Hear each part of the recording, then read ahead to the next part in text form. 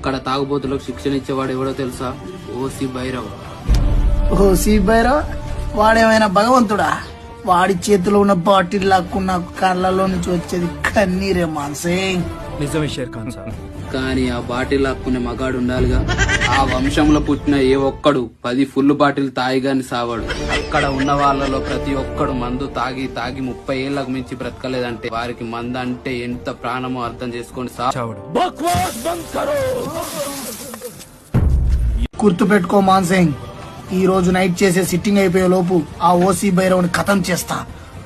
అలాగే మీరు 10 full bottle తాగుతాడన్న మీ భ్రమను కూడా ఖతం చేస్తా. ఏ సిగ్నేచర్ కో కసం. ఓసి భైరవ్ 10 ఫుల్ బాటిల్ తాగి గాని సావని పచ్చి తాగుబోతు.